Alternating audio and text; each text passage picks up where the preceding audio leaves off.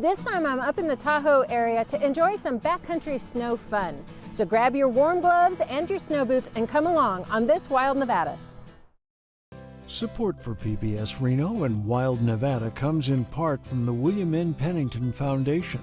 Bill Pennington was an entrepreneur, philanthropist, and gaming pioneer who built a legacy of community service in Nevada. And by Thelma B. and Thomas P. Hart Foundation, Christine Perry, Margaret Burback, Mark and Susan Herron, in memory of Sue McDowell, Lloyd Rogers and Gaia Brown, Stanley and Neela Schumacher, and by individual members.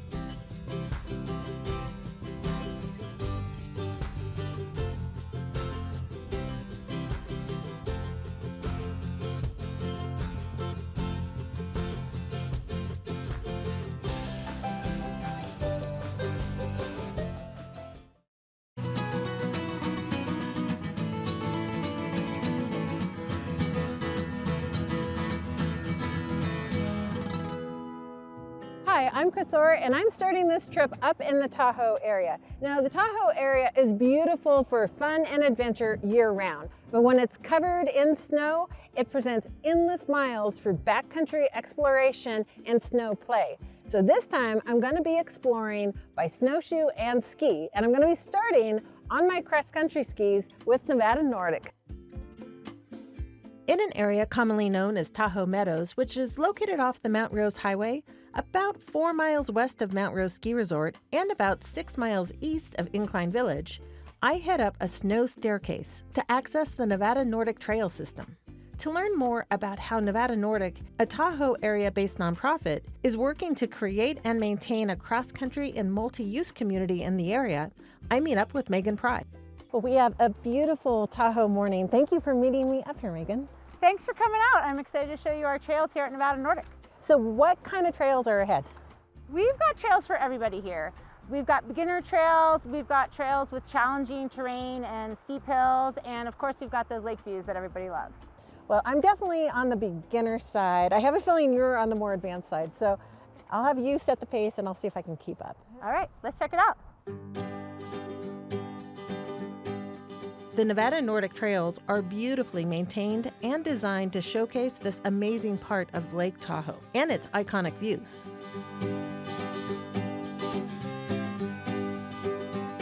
They are so well done, in fact, that even a novice skier like myself feels comfortable giving them a try.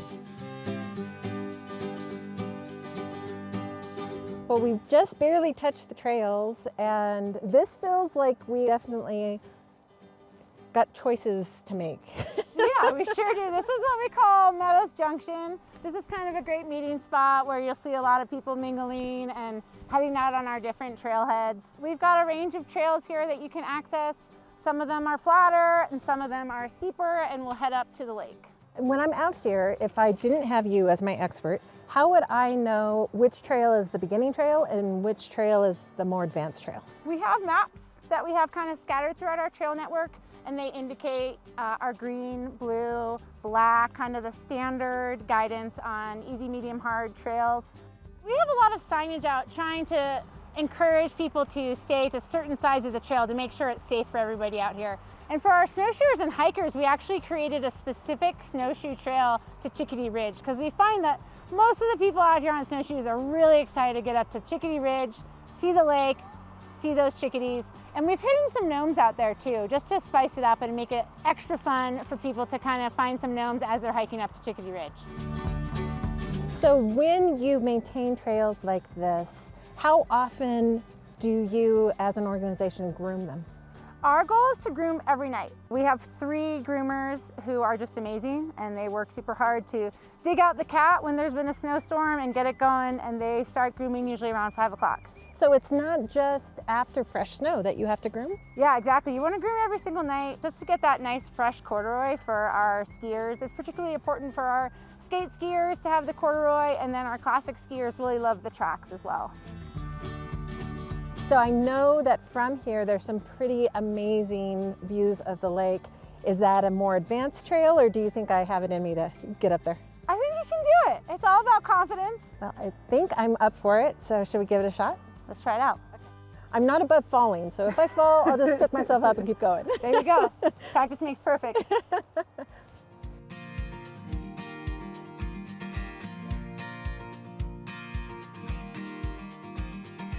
Years ago, Diamond Peak operated a cross-country trail system up here. And when that went away, some local cross-country skiers felt there was still interest for a trail system up here. And Nevada Nordic nonprofit was formed 9 years ago now. And every year we've just been growing a little bit more and really been seeing a huge rise in popularity as well. So now we're up to grooming 20 kilometers of trail, and we operate under permits with the U.S. Forest Service and NDOT, the Nevada Department of Transportation.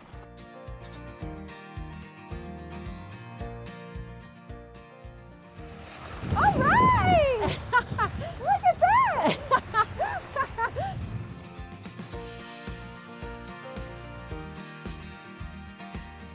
This view is beautiful today. It is truly blue Tahoe today. You bet, and you gotta earn it. You gotta make your way up the hill to get to this view, but then it is so worth it. I figure if I was gonna learn, this is the right place to do it because it feels less pressure and you can set your own pace.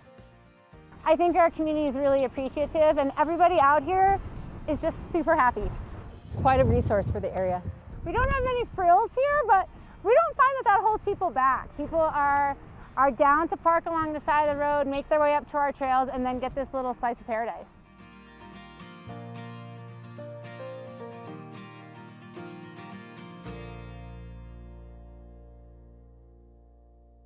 The Nevada Nordic trails lend themselves to a variety of skiers and multi-use adventurers, some of them even of the four-legged variety. I get the chance to talk with Jen and Michael Raffaelli of Lead Dog Athletics, along with their dogs Annie and Lucky, to learn more about the dog-powered sport of skijoring. Well, I saw the dogs and I had to stop, but you guys are actually not just taking the dogs for a walk, you guys are gonna be having some fun. We are going to take these guys skijoring, which is our favorite and their favorite sport of all the dog-powered sports. So we're going to put our cross-country skis on and enjoy all the beautiful, groomed, dog-friendly trails here. Now, and you show people how to do this with their dogs, right? You actually teach skijoring? Yeah, so when we moved down here, we were just excited about the opportunity to live in snowy mountains. When we left Alaska, we were looking for what is another magical, amazing outdoors place with lots of wild open spaces to explore, and also what's a dog-friendly place. We wanted to make sure there were lots of opportunities to play with dogs, and this whole region has so many incredible places to explore that are also dog-friendly.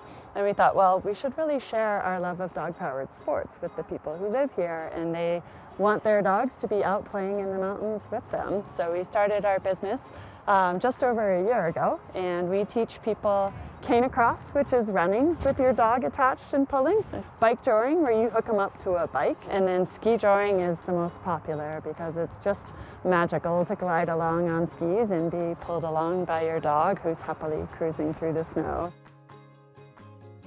So I'm guessing that to be able to do ski jor, you need a couple of things. And obviously you need skis, and then you need a dog. Is there a right type of dog for ski joring? There's not just one, but there is a right type, and it should be a dog that loves to run. A nice athletic dog. They shouldn't have physical limitations or injuries that might hold them back from being able to comfortably run and pull you. But size doesn't matter so much, because when you're ski joring especially, you can assist as much or as little as you need. You can assist by braking if you've got a powerful, speedy dog, or you can assist by skiing, and either way, you're connected to your dog, both literally and figuratively, as they're pulling you along. So you need a good pulling harness like these guys are wearing so that it's comfortable for them. And I'm guessing, of course, that's probably really important because you wouldn't want to bring a dog out on a leash and a collar and have them putting all of their weight on a collar, right? Yeah, so the way I like to think about it, these harnesses are designed that you want it to fit so it's pressing against their breastbone, and that's gonna make it comfortable for them to pull. Because otherwise, who wants to pull when they got something across their neck and they can't breathe, right? And that's part of the enjoyment of it. Do you find more and more people doing it up here at Nevada Nordic? It's still so new, but yeah, we see people who come back. It's been fun to go from teaching people how to do it to helping them coordinate to go out as a group and just practice together with that chase drive. It's super rewarding to see people go from needing us, like our goal is that we coach people and get them started and then set them off on their own to go explore and adventure. It's awesome to see it in Nevada Nordic. It's such a special place that people can come out here and the trails are groomed. They're beautiful views of the lake and it's all dog friendly. So it's a great place to practice. You know, there's tons of loops to explore. You can go as short or as long as you want. We're hopeful that it'll just keep growing and keep catching on. And so long as people are getting a great foundation and doing it safely and properly, we'll see it really take off as a sport.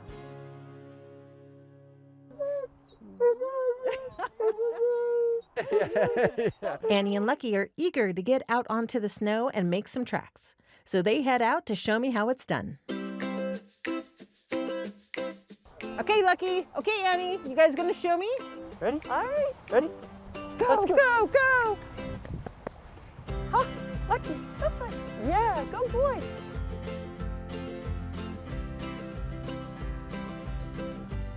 Go. Let's go. That's a good girl. Let's go. That's it. It is such fun to watch a pup and skier working together to enjoy both the sport and this beautiful snowy landscape. After a fun day of skiing and snow play at Nevada Nordic, it's time to warm up and get some rest for the next part of my snowy adventures. As the day gets started, I'm ready to explore more backcountry snow options in the Tahoe area. So I head just over the border to the community of Truckee, California. I meet with Grayson Howard of the Truckee Donner Land Trust to learn more about their work to provide opportunities for the public to access some of the surrounding areas. Grayson, thanks for meeting me this morning. This is not only a beautiful day, but it's a beautiful location. Thanks, and thanks for joining me here at Truckee Springs. This is one of the Truckee Donner Land Trust's newer open space properties, and it's a unique one because we're right in the heart of our community in Truckee, across the Truckee River from downtown, and it's a great place for people just to get out into nature really quickly and easily year-round, whether it's going for a walk or a bike ride in the summer. We have this new portion of the Truckee River Legacy Trail, paved trail, that'll eventually connect from Glenshire to Donner Lake. And then we have the bridge that connects to downtown Truckee. And this will also serve as a part of the Tahoe Pyramid Trail connecting all the way from Nevada to Lake Tahoe. You know, I'm really looking forward to being able to come back and take a nice long run along here because it just lends itself to that kind of use. But I know today we talked about doing some snowshoeing. So I'm thinking we're probably going to have to go somewhere else to find enough snow to do that. Yeah, we can head up a little bit in elevation to Johnson Canyon, and it's a great place for people to get out and enjoy the snow safely, whether you're sledding or snowshoeing or backcountry skiing. So let's head up that way. Okay, perfect.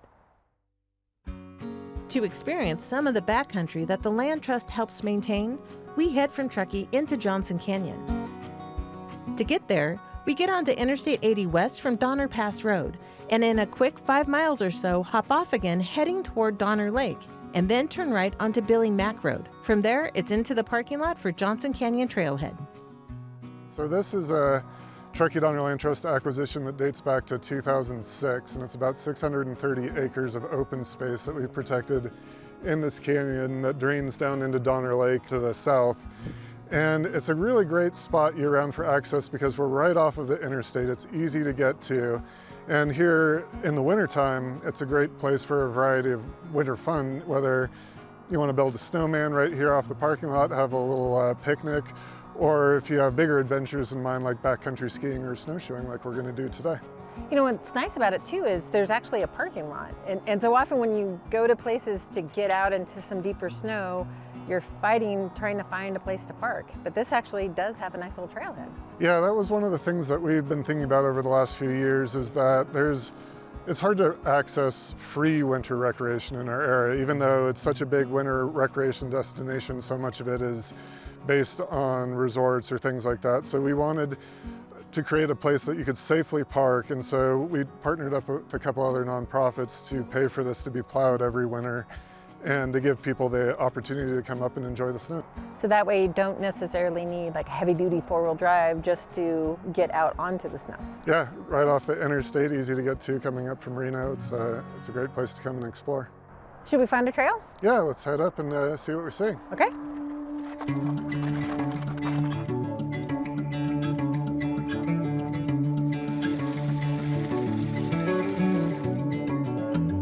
So with it being so close to town and being so accessible, I'm guessing this is a favorite for locals. Absolutely.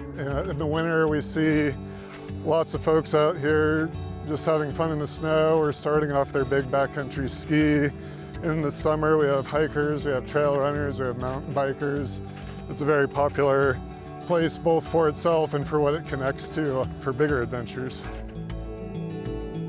With Johnson Canyon being such a great starting point, where could we go from here? So in the winter, we have a lot of backcountry skiers that'll head north towards the Sierra Valley and even to our Frog Lake backcountry huts. And in the summer, this trail that we're loosely following connects to the Donner Lake Rim Trail, which runs east-west all the way to Castle Valley on Donner Summit. So from there you can connect to the Pacific Crest Trail, to the Hole in the Ground Trail. It's really a great launching point for any size adventure you're looking for.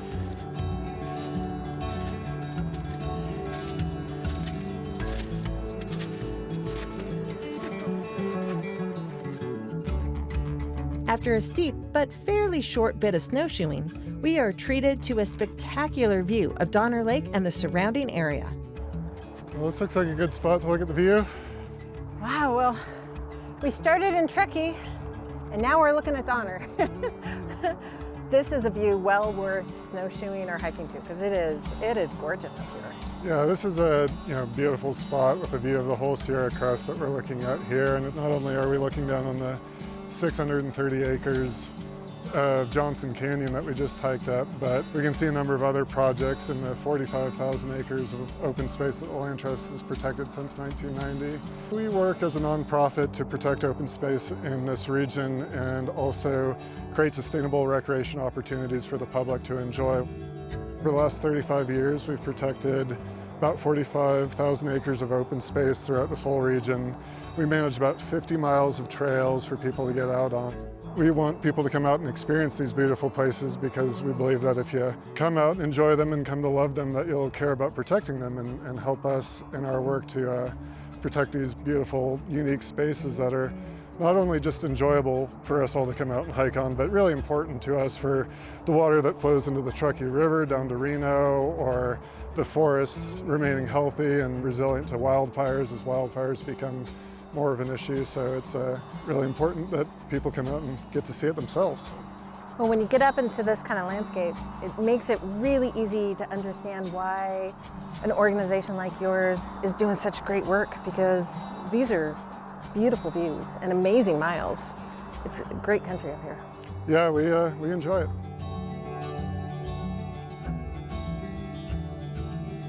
I say goodbye to Grayson and head into some territory that could be dangerous, but I have a good reason to do it.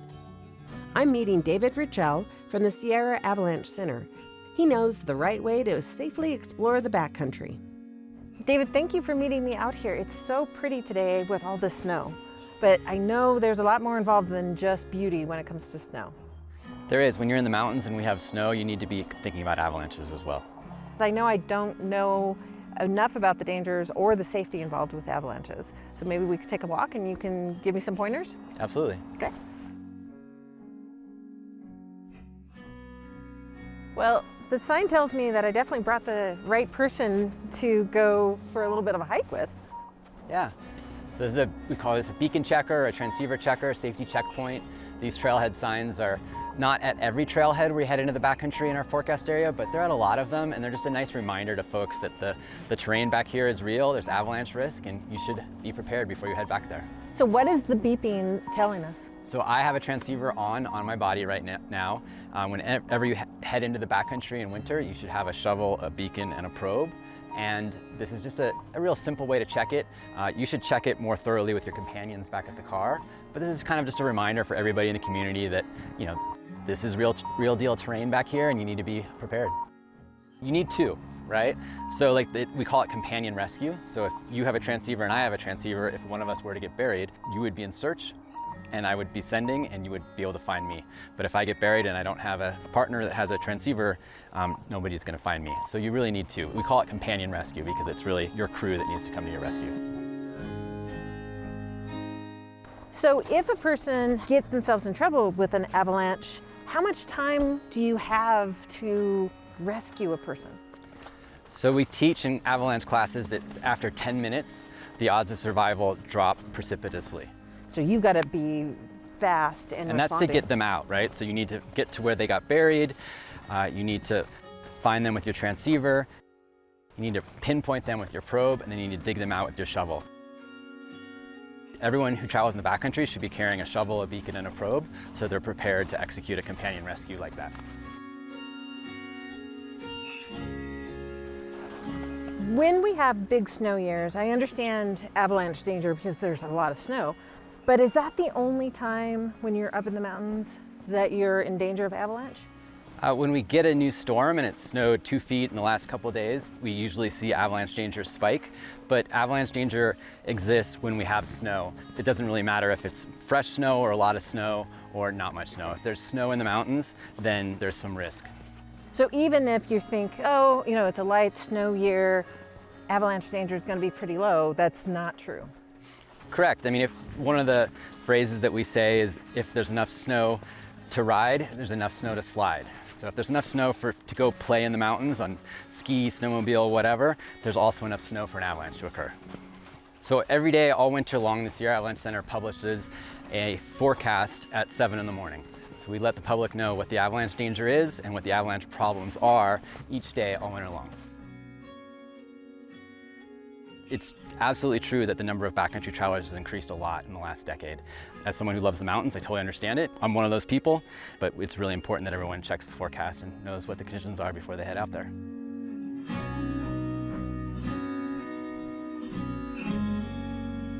With a better understanding of how to stay safe in avalanche zones, I head just down the road to Donner Lake, where I have the chance to talk to Malaya Jordan and her dog Rip, who are both avalanche search and rescue first responders in the area. Tell me about your friend Rip. Yeah, Rip is almost a 1.5 year English Shepherd. He's a search and rescue avalanche dog, and yeah, he works in Lake Tahoe. Our first duty is to be a first responder, a medical first responder. And then having a dog just kind of is a side part of being a first responder. So you still have to fulfill all your basic first responder duties and then also train your dog. So it can be a lot. You wear a lot of hats, so it's just a lot more training. So if a person sees you and Rip working together, either on a ski hill or backcountry, what's the best way for them to interact with Rip, or should they even interact? If you see us out on the mountain, whether it's on a snowmobile or getting on a chairlift or in a lift line or something like that, he is working, I'm working. He has to be focused on me. And so it's super important if you do see us out on the mountain working to just do not pet, but also most importantly, probably do not distract. That is a huge thing with many service dogs. So don't offer him part of your hot dog. Yeah, don't offer him your lunch. How we train our dogs is basically honing into their prey drive instincts. They start off with a little puppy. You get their favorite toy and you're like, oh, Rip, come get this toy, come get this toy. And you'll run away and kind of disappear. Fast forward 100 progression steps and they are searching for human scent, and their reward to finding you is tug. And so it's a prey drive response of hunting, finding, catching. Tugging is the reward. When you think about being called into service and having to use an avalanche dog in a rescue situation, Do you know how much it improves the response rate or the ability to find somebody that might be in trouble? If you're buried in an avalanche, your best and fastest way, if you're not wearing a transceiver, is to be found with a search and rescue avalanche dog. I know which rescue I would prefer. That's all I've got time for in this episode, but when Mother Nature cooperates, there are miles and miles of snow available in the Tahoe and Donner area for fun and backcountry adventure. The key, though, to any great day in the snow is to be prepared and to stay safe. If you want more information about this or any of the Wild Nevada series, visit our website at pbsreno.org and stream us with the PBS app. And until my next Wild Nevada adventure, I hope you have some adventures of your own.